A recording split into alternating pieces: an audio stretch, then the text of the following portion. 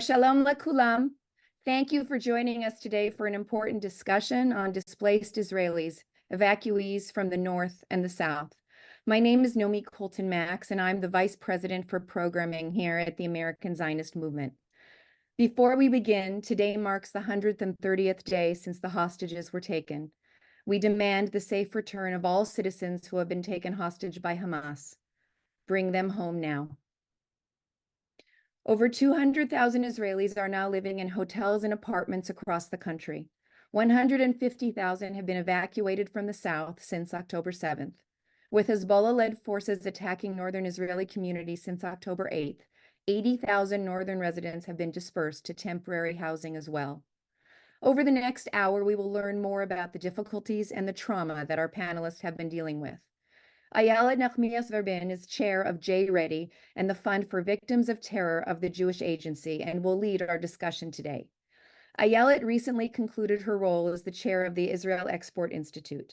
She was a member of Knesset from the Zionist Union Labor Party between 2015 and 2019. She has held leading positions in the business and public sector, including being the vice president of the Manufacturers Association of Israel and the chair of Tavlit Plastic. Ayelet has a law degree from Hebrew University and a master's in commercial law from Tel Aviv University. In addition to holding significant board positions in several companies, she now teaches and trains senior management courses for Lahav, the management faculty at Tel Aviv University. Carmi Tant is a member of Dror Israel, a grassroots educational organization, and lives in Dror's educators community in Sderot, less than 2 miles from the Gaza Strip. On October 7th, Carmi was alone with her then 7-month-old daughter for close to 48 hours in their safe room, while Hamas terrorists brutally murdered residents outside their building. Carmi, with other Dror Israel educators and thousands of other Sderot residents, have been living in a hotel by the Dead Sea for the past several months. As soon as the war broke out, Dror began running daycares, schools, and afternoon activities at over 50 evacuee centers for tens of thousands of traumatized children displaced from their homes for an indefinite period of time. Carmi grew up in Habonim Dror Youth Movement in North America and returned to work as a shlicha in Brooklyn from 2019 to 2021. It's always glad to have somebody that we know back on Zoom from Israel.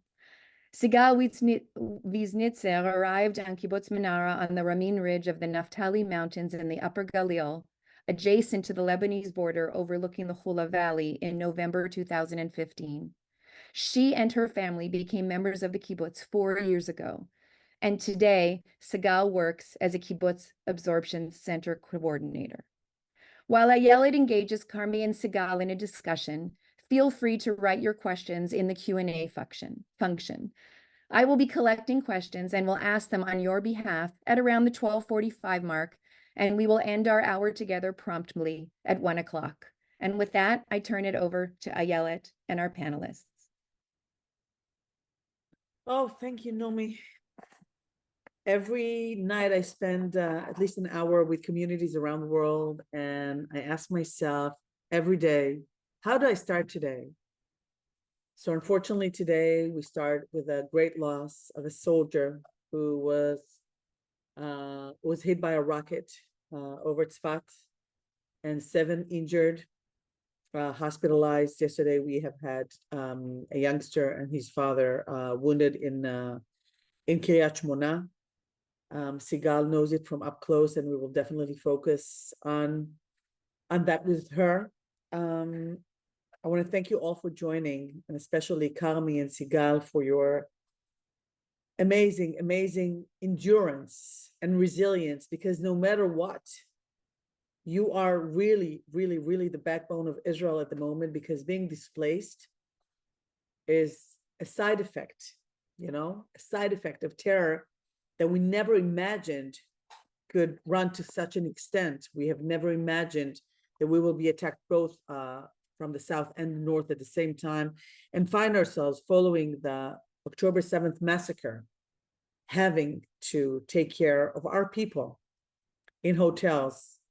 And I'm sure Carmi and Sigal will share that experience with us. But I thought the most reasonable way to start was actually with Carmi, with whom I actually followed as a chairperson of the Fund of the Victims of Terror.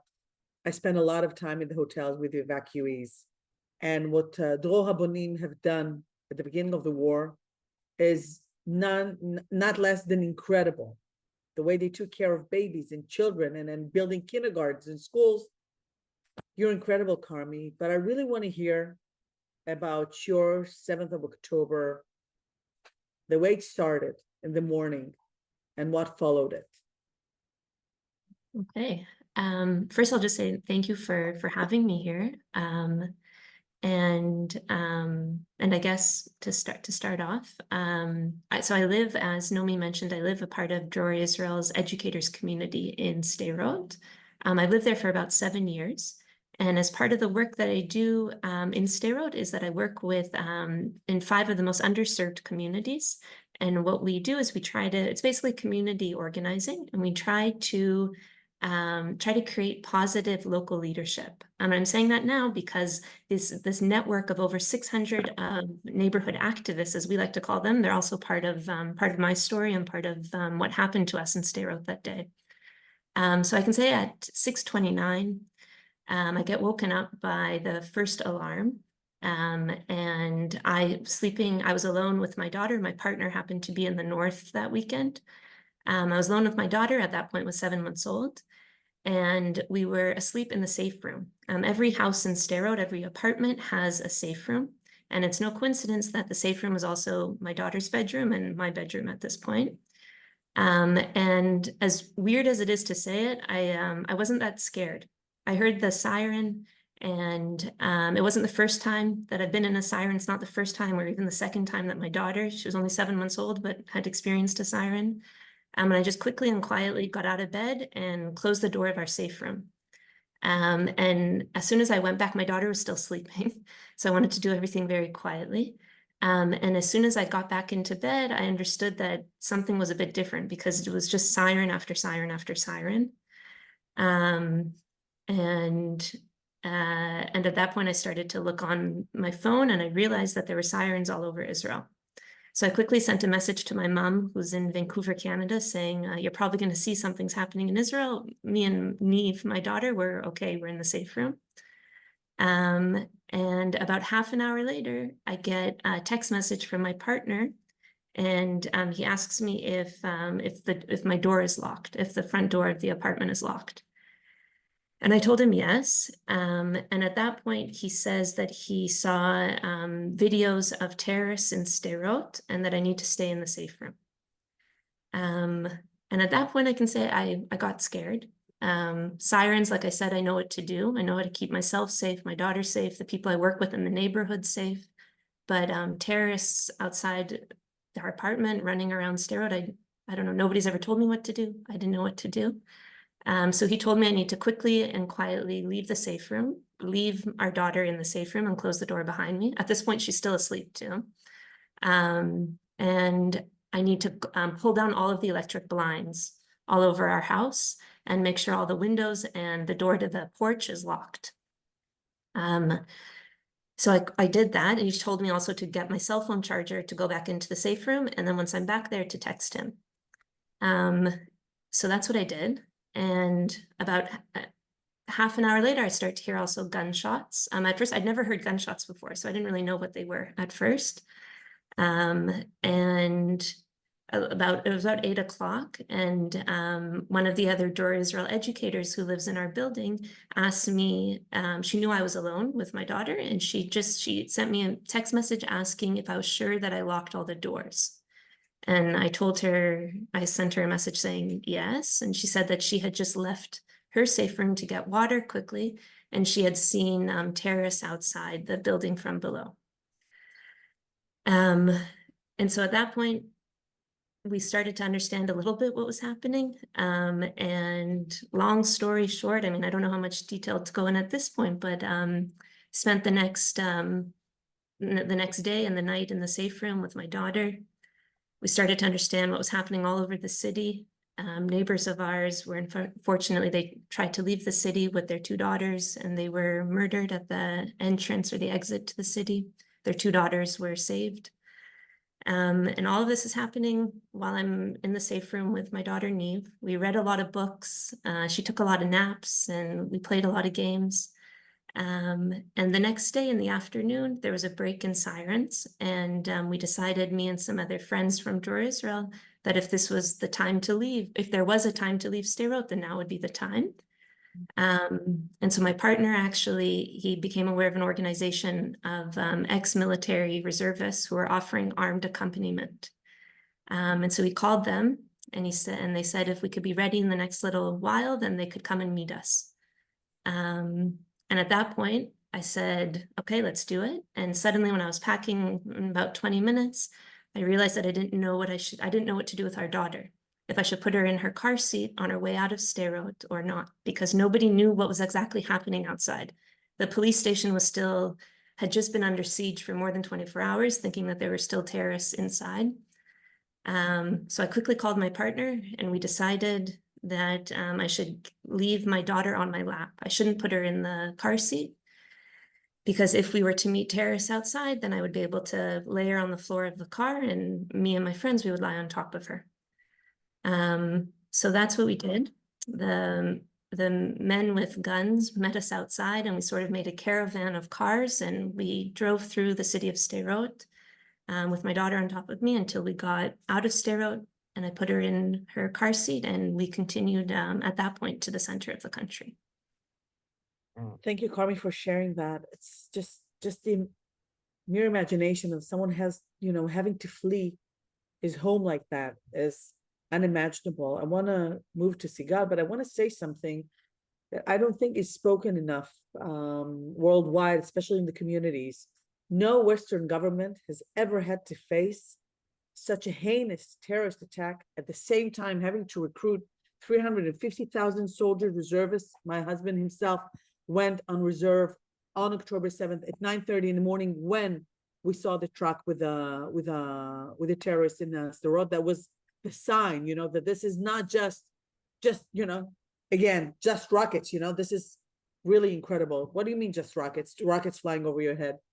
And no other government in the Western world has ever had to face such a thing. And this is something that we need to let sink in, especially now that we're trying to get the hostages hopefully out. It's really hard. But Sigal, for you, it was a little bit different because at the time, the sirens weren't immediately in the north.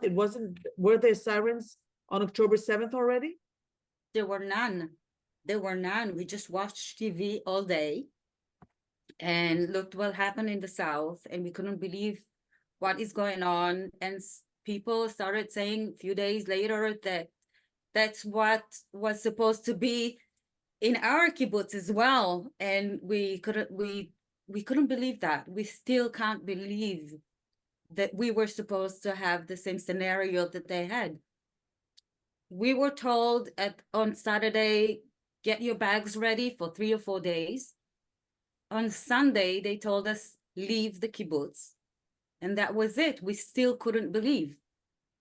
5 minutes before. You went where? You went to Tiberias? No, we went to stay at a family's house. Basically, we couldn't stay at our family, so we ended up in a friend's house. We were there for about a week. And then we got an apartment in Netanya. In 3 days, we organized furniture and dishes and everything we need. But a week later, we saw that our kids, one of them, they don't feel comfortable. We started to be afraid that he's getting depressed or whatever. He needed his friends, so we joined the hotel a week later. So a week, 2 weeks. And the hotel was in Tiberias? Mm? And the hotel is in Since then- Tiberias? Yeah. Since then, we're in a hotel in Tveria. And they're going to school. And where are they going to school? The kids? How old are your kids? They're almost 15. Next month is going to be 15, and the small one is gonna have a bar mitzvah in August. I don't know what to do. He's gonna have a Yeah. bar mitzvah? because that's what we do. You know, he's gonna have a bar mitzvah. We Somehow. don't know where. Yeah, somehow. Somehow You he's have to gonna be have a bar creative. mitzvah. Yeah, we have to be creative. So I think, Sigal, I think it would interest our audience to hear a little bit about life in a hotel. I think people don't really understand when you're not on a vacation mode. And Carmi, I'm going to turn it to you later on. When you're not on vacation mode, hotel is, you know, is not a great thing. And in spite of the fact that the hotels in Israel have opened their arms in the widest way imaginable, the Mhm. hotel managers are doing their utmost to make everyone feel comfortable. I mean, how do you live in a hotel in a, I don't know, 12 meters, 13 meters at best, size room hotel? Well, first of all, I want to say that the people that work in this hotel are very nice. They're like, after 4 months, they're like a family to us. They're like really good friends. But even so, it's very difficult. We have 4 people in a small room. We don't have enough place to all the clothes, all the things. One of my sons wanted his computer. We couldn't have a computer for him. They don't have a place. We don't have a place to eat if you want to eat something in our room. Everything is done on the beds. Everything on the beds. No When one of privacy. us, no privacy. I'm not talking about for me and my husband. If you want to talk or something, we need to go outside and have a conversation. If one of us is having a shower, all of us is going out because they need their privacy. I have a teenager in my room. It's not a house, even though. Yeah. If you wanna, we bought a toaster, so they can eat at night because they're always hungry at this age. Yeah, I know. Yeah. And there's no place to do the dishes. We need to do the dishes in the sink near the in the the shower. toilets, in the shower. I mean, it's not comfortable. It's really not comfortable. It's not there's no privacy. There's completely no And privacy. It's are like the kids, and how are the kids doing at school? Are they with the community from Manara? they Are they going actually to school? Are they going to school? now they do. My little one is in a special education, and it was very difficult for us to find a classroom for him that suited for him, even though that we find a class that was with his teacher from last year. There weren't kids in his age, and it was very difficult. We had to wait until a student would come and he would be in his age. The older one is having difficulties, not because he's very bored. He's gifted, and he's saying that they're learning the same thing for about 4 months, and he's very bored. He doesn't want to go to school, not every day. He doesn't really care about the social activities that they're doing in school. He wants to study. So basically what he does, he learns at home with his telephone. Yeah. That's what he does. I'm gonna come back to you soon and speak a little bit about employment and things, you know, that you never bothered to think about before. Even if in your specific case, maybe you're employed by the kibbutz, but I just want to let the audience know that the surveys that we've had so far are showing that about 60% of the teenagers who are evacuated are suffering from some kind of loneliness or depression.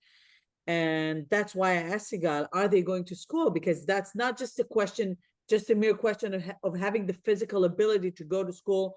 Also for the kibbutzim from the south, it's just the situation and the mental situation of the children, of the teenagers, is very, very difficult at the moment. And some of the kids just didn't go back to school since October 7th. But I want to switch to Carmi and ask you a little bit about how you are experiencing the life in a hotel with a baby, maybe a little bit easier, maybe a little bit harder, I don't know.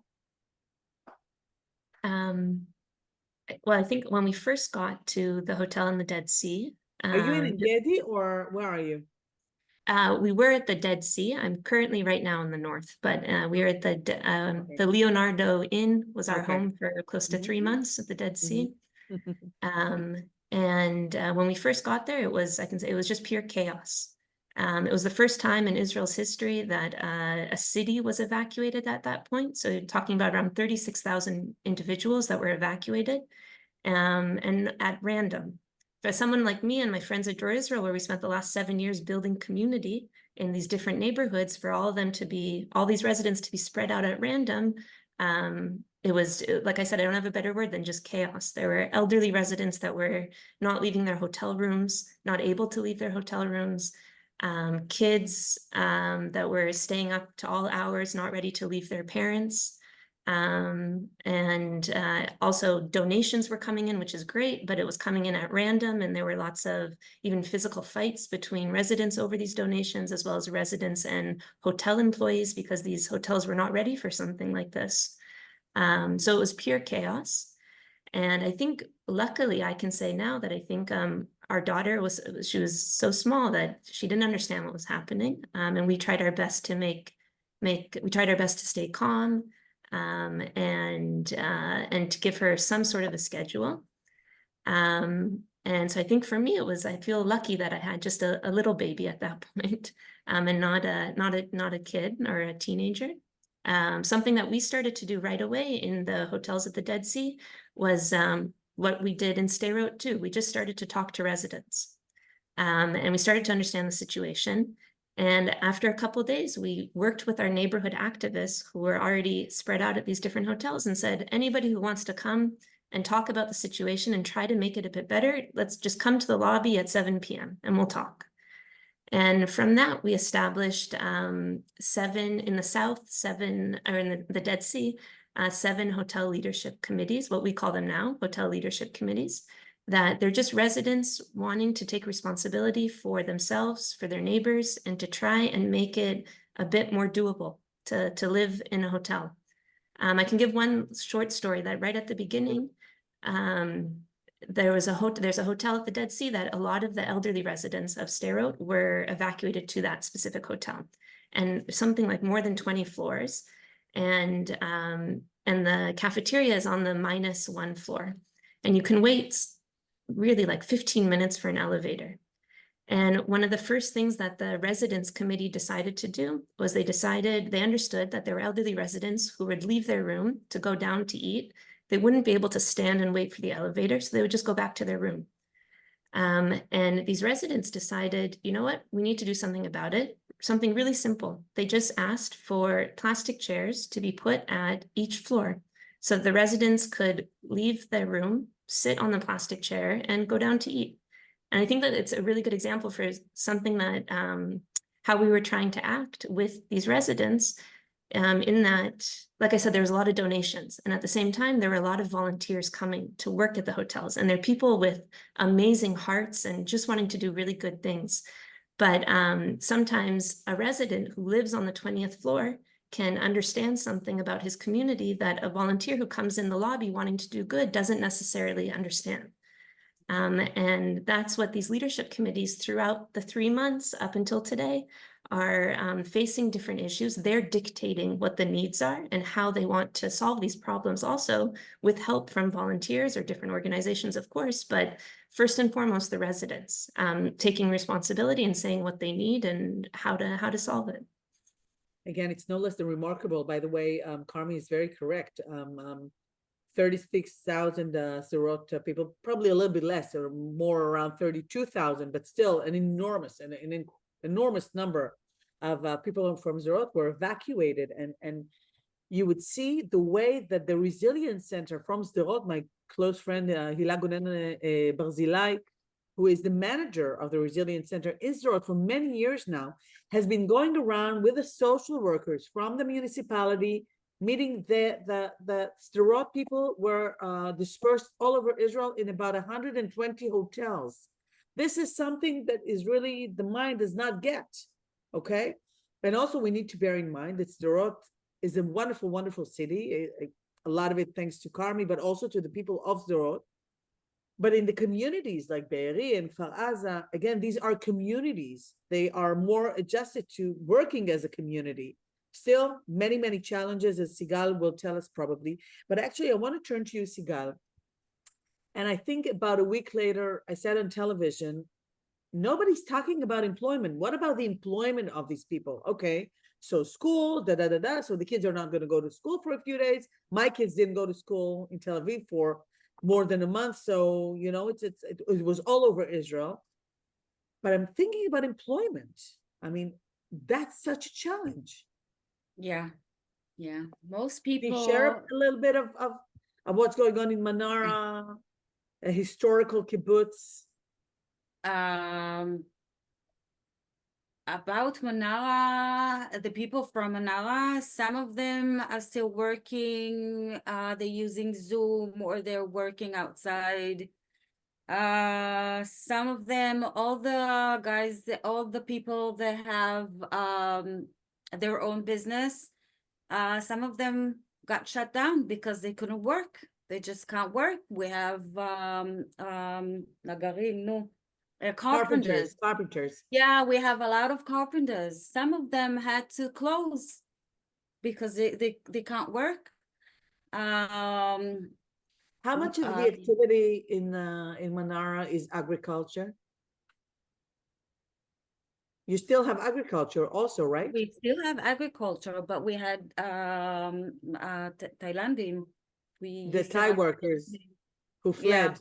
Yeah, they fled. Most of them fled, and not a lot of them are working from the kibbutz in the agriculture. We have lulim.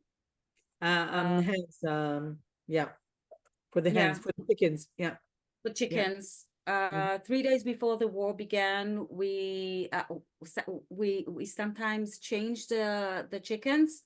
They go to it's more for it's for replace them. You replace them. We raise them and then we send them to the slaughtery or whatever, I don't know, for eating, for people to eat. So the flock. So 3 days before, which we evacuated all the chickens. And we had to get some new ones. That didn't work. We still didn't get them. The agriculture now, it doesn't work. All the fruit left in the trees. And they're talking about if the trees are not taken care of this year, it's going to affect the next years to come because of the amount of the fruit or the quality of the fruit. So basically it's not working. We're not working anymore in Manara. There's only Kitat Konenut, and they are keeping only the first responders. Basically Kitat Konenut stayed in Manara so they can see and oversee what's going on there, if they need to shut down the gas, the water systems, the electricity systems. We should actually, Sigal, I think we should all share with our audience the fact that Manara is one of the kibbutzim that was most hurt by the rockets being shot from Lebanon. Thank God there are no people who were hurt in Manara. No people were hit in Manara, if I recall correctly, but many houses. Two of our members got hit, but very mildly. Okay, I'm sorry. They came back to the kibbutz a few hours later. They're still there. They're okay. Thank God. But yeah, the kibbutz is all. It's been shattered. We can go back home after the war. We need to stay out. How many houses were? The thing in Manara, because we were on top of the mountain, it's buildings. We live in buildings. We don't have private homes. Only the Shchunat Archava, the new neighborhood. Only the new. We're the lucky ones to live there. but the thing is that there were like 9 or 10 missiles that got a hit in the buildings. But what happened is all the hedef, all the debris came Mhm. from the falling of the rocket. So many hedef. houses were just hit, even if it wasn't a direct hit, the debris hurt the Yeah. houses. Yeah, my mom lives with us. Her building didn't got hit by a rocket, but because of the hedef, our apartment got hit. Yeah, yeah. We know A that lot of we should say that if in these rockets are very are carrying a lot of ammunition. So even when the house is not directly hit, the windows are shattered, Yeah. the walls are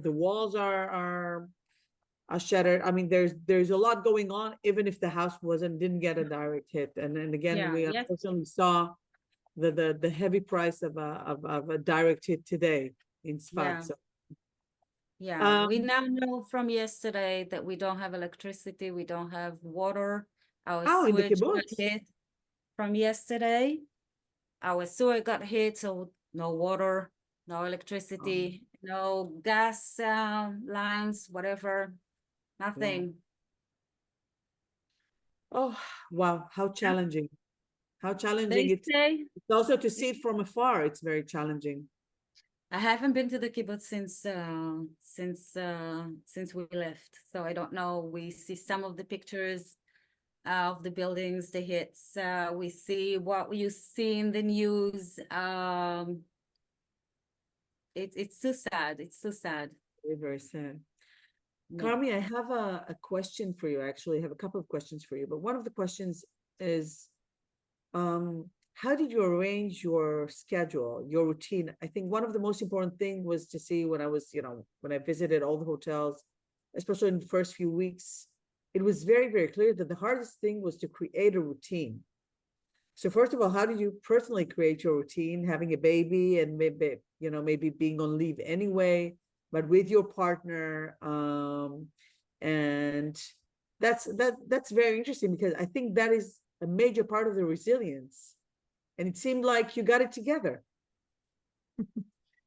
There were days that I had it together and days that I didn't. Can you I share think with us the days that you didn't also? definitely. Yeah. Well, because we decided to go to the Dead Sea, because many of our neighborhood activists were there. And so we wanted to go there to be with them, and to try and understand what to do together. So I can say most of my day was spent in the different hotels talking and working with these leadership committees. So there would be certain hours, my partner and I just divided up the day. Every day it was different, and our baby would come with me and she would do some of the community organizing. And almost every day also we would visit one of the daycare centers or one of the youth movement activities that Dor Israel was also running at these different hotels. So we were running, I mean, all in all, Dor Israel was running activities at more than 54 evacuee sites. These hotels turned into evacuee sites. Yeah. And in the Dead Sea as well. I can also say in partnership with many great organizations, including the Jewish Agency, running activities for kids and teenagers. And I can say many times I use those activities also for my own daughter, to come and bring her to play with some of the kids, and some of the young teenager counselors of our youth movement, JReady, would also play with her. So that was great for me to take a minute or two so that that they could play with her. And at night, I would stay in the room with her, because we also had one hotel room.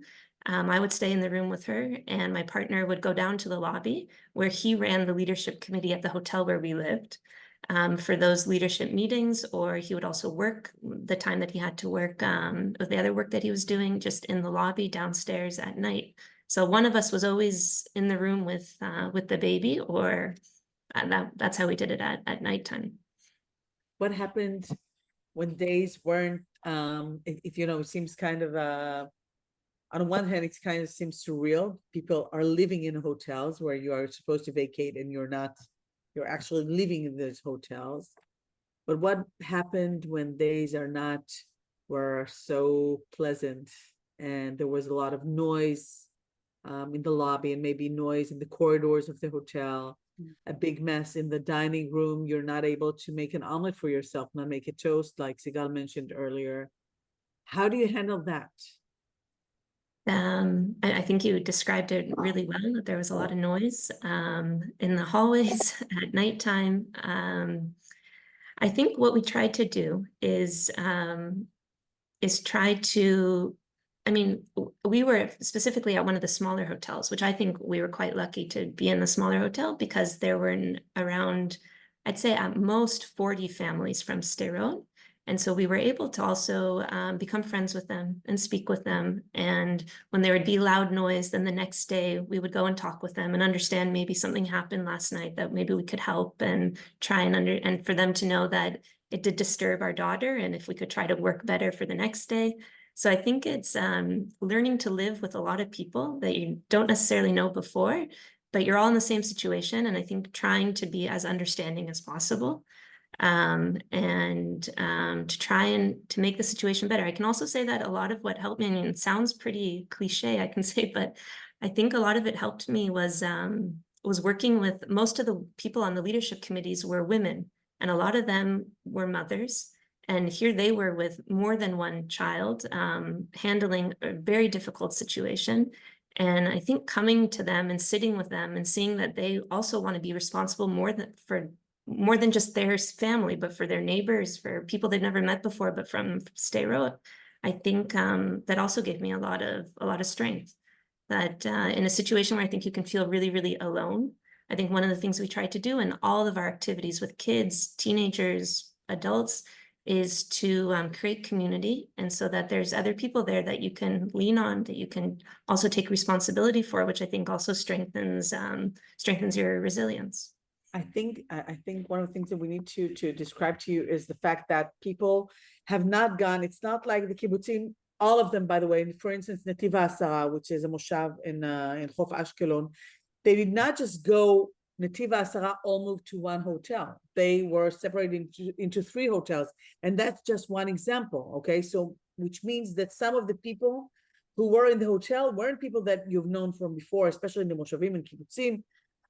Some of them were all moved to the same hotel, but not all of them. So I think that's important to understand when Carmi is referring to the fact that there's some of the people you knew, but some of the people you don't know. And you need to create relationships. And it's amazing to see. I was in Engedi, I think maybe 2 or 3 weeks later, and I met a friend of mine from Sderot when I was a member of Knesset, I helped her child, and she became my friend.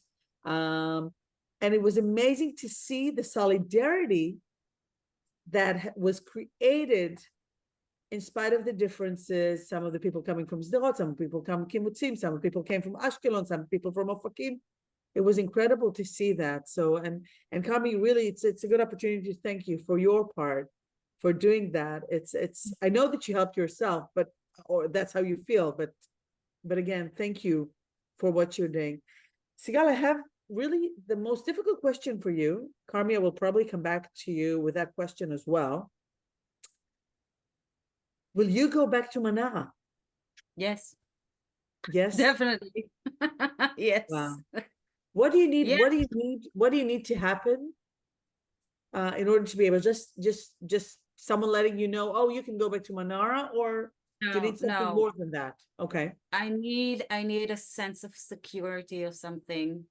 I don't know exactly what will happen for me to go back to Manara, but I know that all of us want to go back to Manara.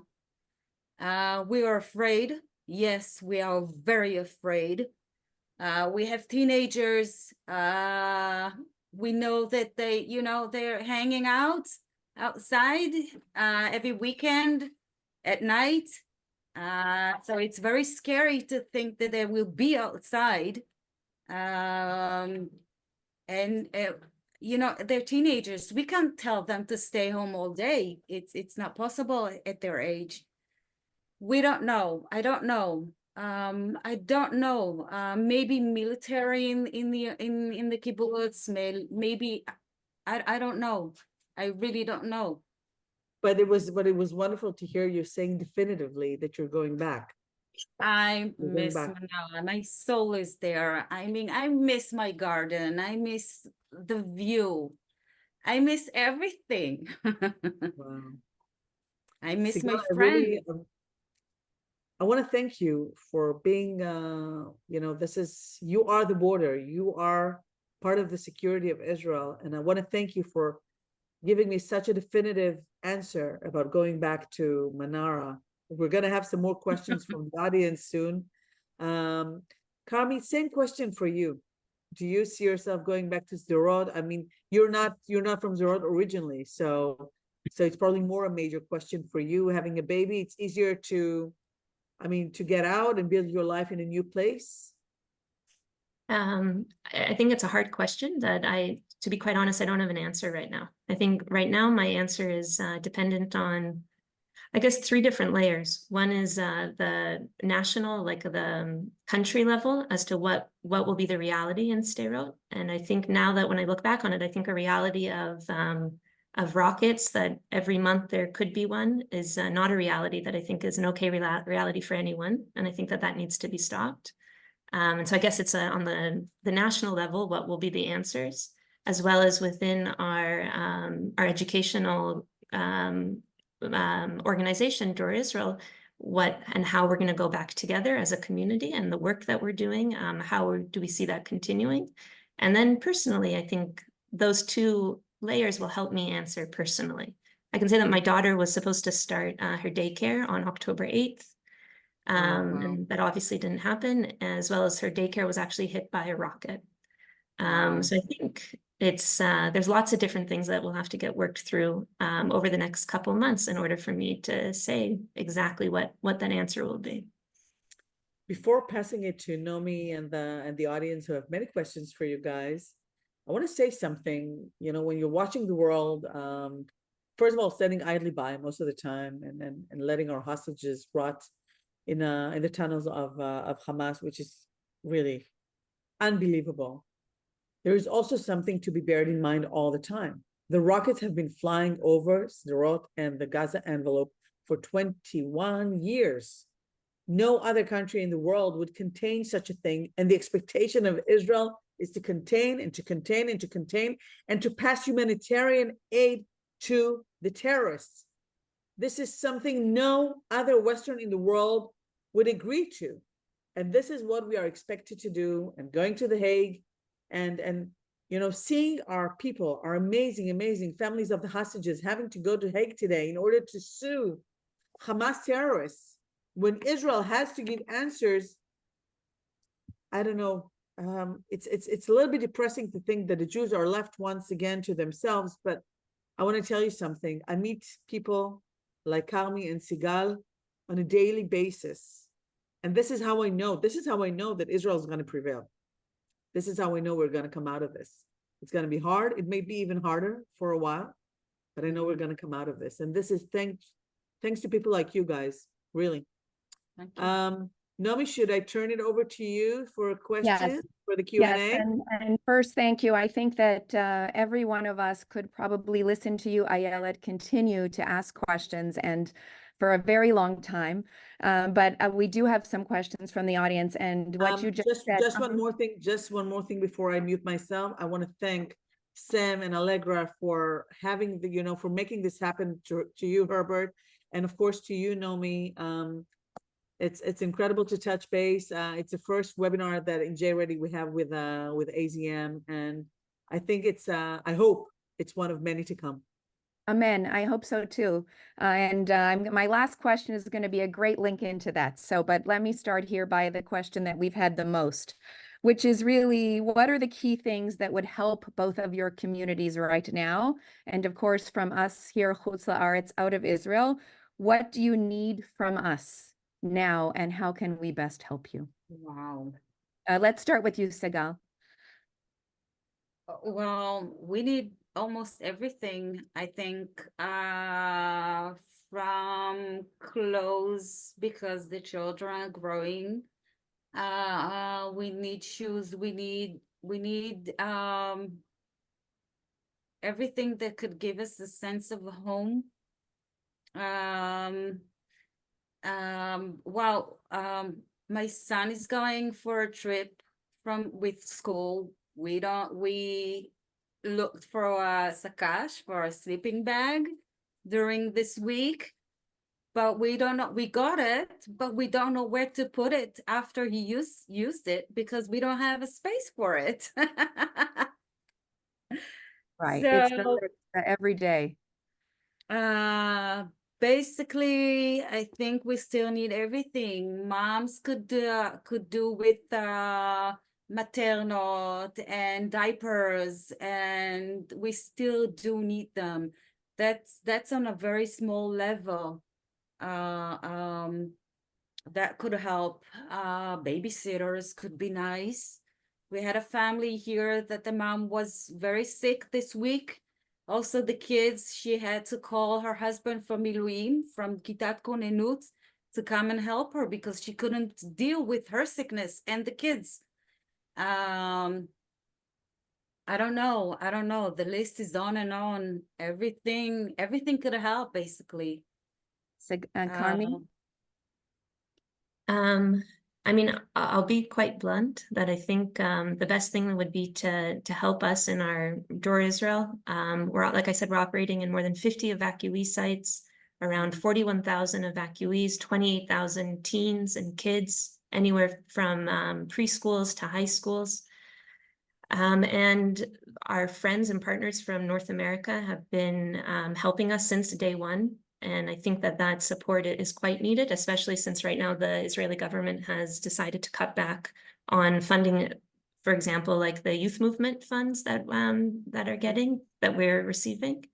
I can say that for the year for 2023, the government said that they would fund about a third of the costs of the programming that we've done up until now.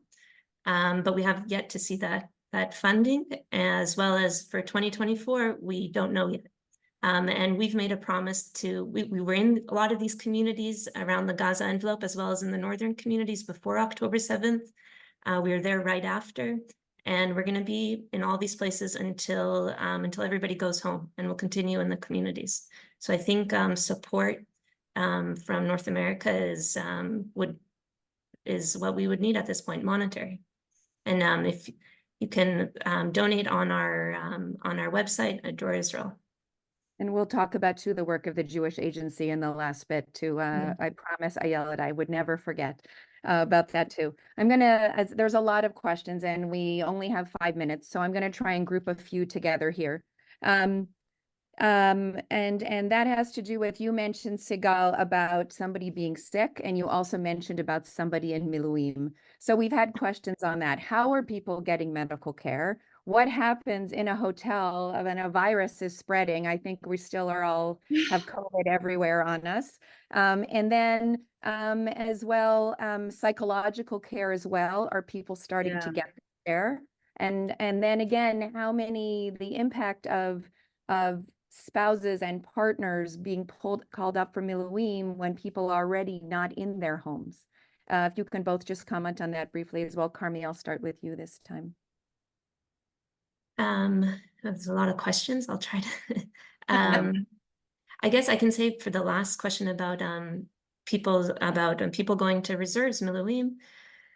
Like I said, we're about 1,300 educators, and around 150 were sent to reserves, were called up to reserves. And about that same time, around 500 educators left their homes to go to different evacuee sites. So it's a lot of understanding that there's a national need. I think also a need also in the sense of the Jewish people right now, and trying to answer that need, whether it's going to serve in the army or going out and running all sorts of different educational programming all over the country.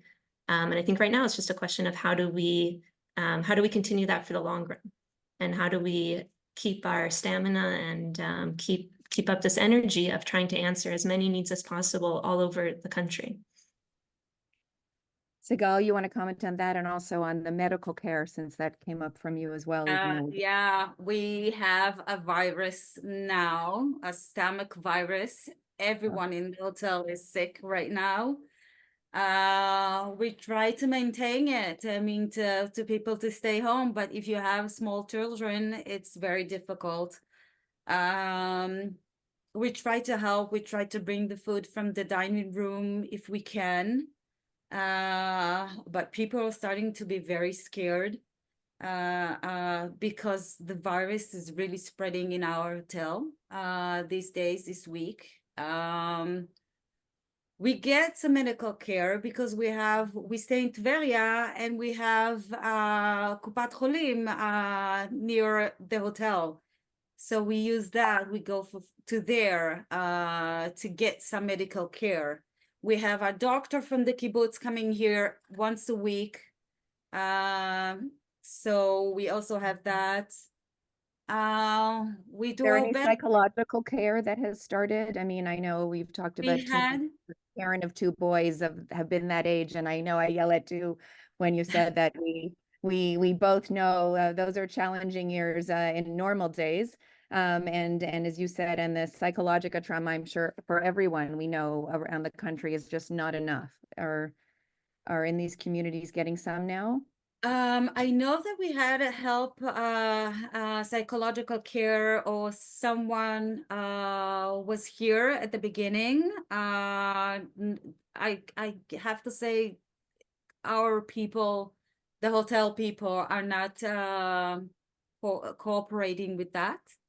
We're talking to each other, we're helping one another, we're supporting one another, because I know that they don't want to talk to someone experienced, or they don't, I don't know, they don't know that they have a problem yet.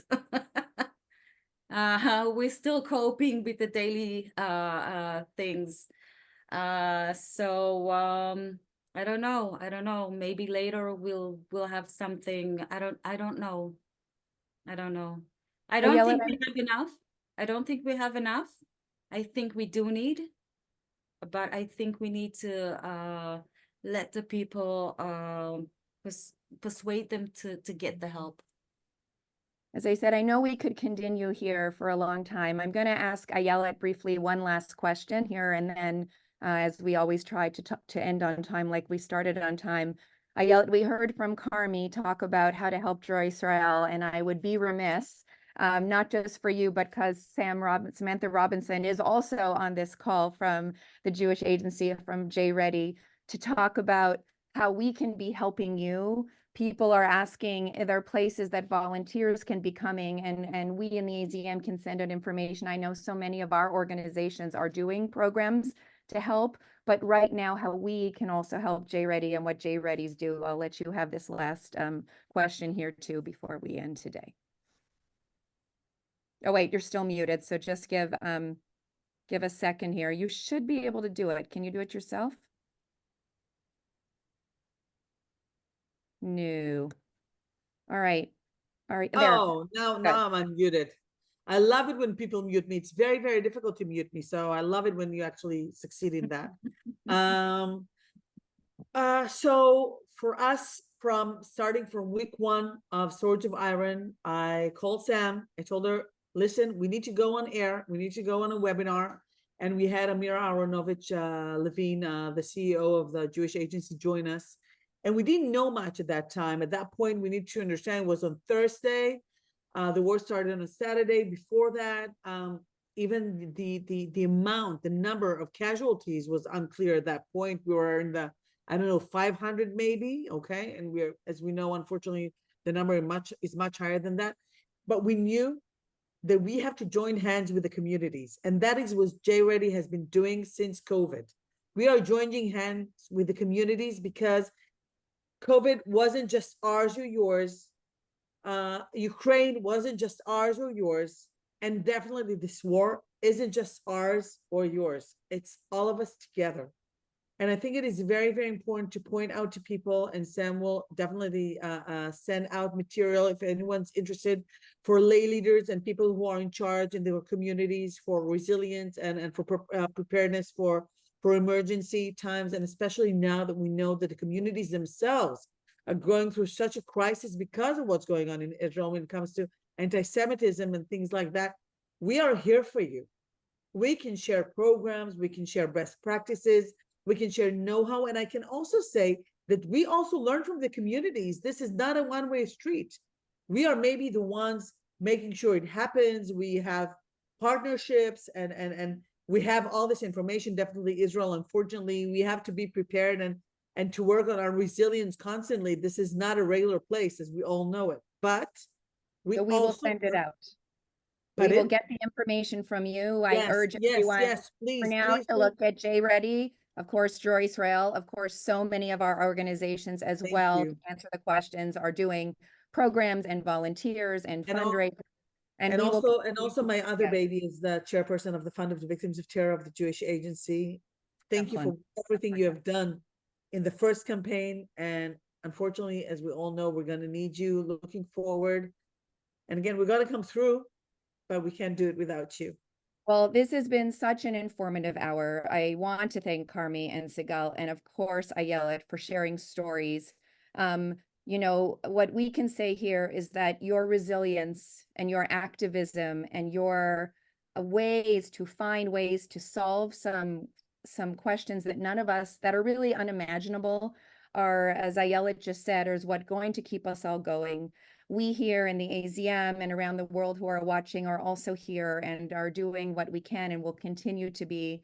What I tell to anybody who asks what to do is this is what you can do now, but know that we will be coming back to you because we are going to be dealing with this for a very, very long time. I also want to thank, as I said, Samantha Robinson at the Jewish Agency for her help in putting together this panel, as well as AZM's Program and Operations Coordinator, Allegra Arazi, Ariana Heidemann Typograph for her technical support, and of course to AZM's Executive Director, Herbert Bloch. Before I leave, I have two other programs that I want to announce today. On Wednesday, March 13th at 1 p.m., Zach Schaefer of Project Shema will join us to discuss addressing anti-Semitism in this crisis, strategy and resources. Zach will explain how and why anti-Jewish ideas are spreading on the left, something that we don't hear about as much in our circles, and offer a proven strategy to address this challenge, provide tactical guidance to respond to the most challenging questions, including ones on colonialism and genocide.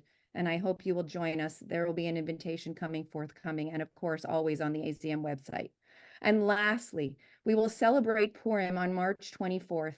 And today I'm proud to announce that this year's AZM Purim Connection Project will be delivering Mishloach Manot to Israelis displaced from their homes, like we've just heard about over this last hour. Purim baskets will be delivered by the Spirit of Israel, a Jewish agency established NGO over 35 years ago. The campaign goes live today on our website, and as well, an email will follow to those on our mailing list. And each basket costs $18. With that, it is 1 o'clock. I want to thank our panelists so much. I look forward to seeing you on our next Zoom. Until then, may peace and security just be around the corner somehow for everyone in Israel. Thank you. Shalom. V'todah. Thank you.